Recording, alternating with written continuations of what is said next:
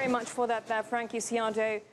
Live there from the United Nations, Frankie Ciardo on the United Nations General Assembly 73rd session.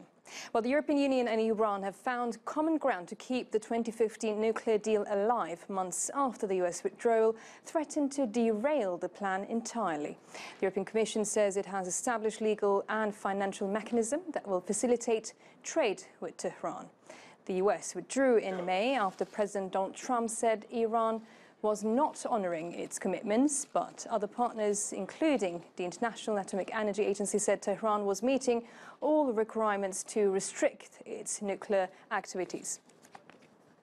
This will mean that EU member states will set up a legal entity to facilitate legitimate financial transactions with Iran, and this will allow European companies to continue to trade with Iran in accordance with European Union law and could be open to other partners in the world. Babak Emamian is a financial advisor and member of the British-Iranian Business Association, and he joins us now live in the studio. Good to speak to you, Babak. So, especially after today, after US President Donald Trump's speech at the United Nations General Assembly, Iran was one of the major topics there, and he asked all nations to isolate Iran. What do you make of that, first of all?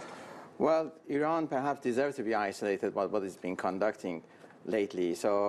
But it's the Iranian people who are suffering. Right now, Iran needs to sell 2 million barrels per day oil, 2 billion barrels per day. And by November, that will stop. So once that stops, there will be no oil revenue, and then the currency would even devalue even more. Iranian government has no control of economy.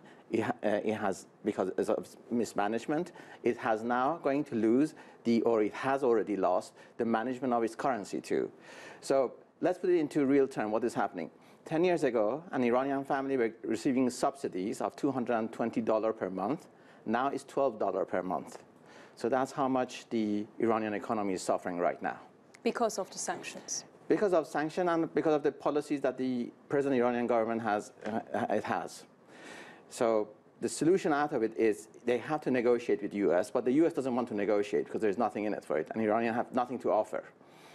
And the oil sector is happy for Iran not to be selling any more oil because they would like a spike in oil prices to go to $100 after 4 years of the energy sector being in that doldrum.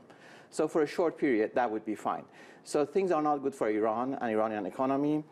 So I don't know what is going to happen next. But as he asked all nations to isolate Iran, the EU Foreign Policy Federica Mogherini announced a plan after the talks that the remaining members of the accord, Britain, China, France, Germany and Russia, will set up a new payment system which will bypass the US sanctions. So what do you make of that? Will things go back on track?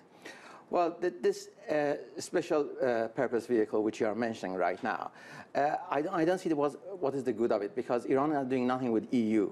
There is no transaction between EU. Iran sells 70% of its oil to either India, China, or Japan. Now, okay, China is part of this agreement, but I don't know how they're going to make payments. And the other thing is the US sanctions does not cover only exchange in dollar term, but any form of barter. So it's a total sanction. So I don't know how they're going to get around it. The only thing I see that the EU has done is trying to maneuver, a political maneuver to show its independence from US policy. Otherwise, there is nothing in it for EU right now to side with Iran. So you said the effects are not only by the US sanctions, but what else then? Well, because you see, US is now 30% of world economy, and it's 50% of world currency. So which company, even if this government, if the European government encourage, say, European companies to trade with Iran, which company would risk that, trading with Iran and losing US?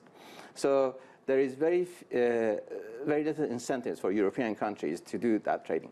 And this is mainly, I would say again, a political maneuver to show this independence for the EU countries. Well, we are expecting also to hear from Iran's President Hassan Rouhani. And what do you think the answer will be?